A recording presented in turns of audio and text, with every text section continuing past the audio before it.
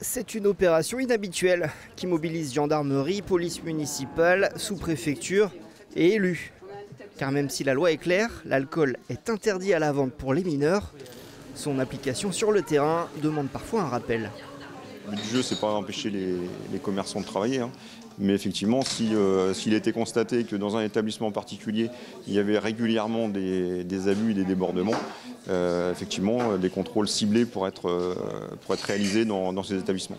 Entre conseils pratiques et rappel de la loi, les gérants de bars sont invités à poser leurs questions.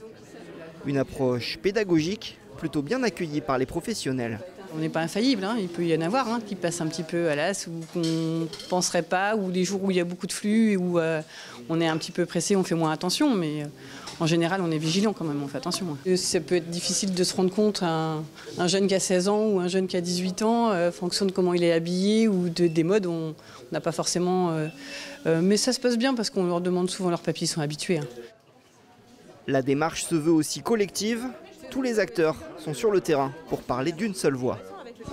Avec le retour des beaux jours, avec la fréquentation qui augmente sur les terrasses et puis peut-être le relâchement en fin d'année scolaire, il nous semblait important de rappeler effectivement aux débitants de boissons les règles et les bonnes pratiques pour lutter contre la consommation d'alcool des mineurs. Est-ce qu'ils ont bien en vue leurs obligations et puis les risques qu'ils encourent s'ils ne respectent pas la réglementation, voir s'ils ont déjà rencontré des problèmes, comment ça se passe avec les clients, etc.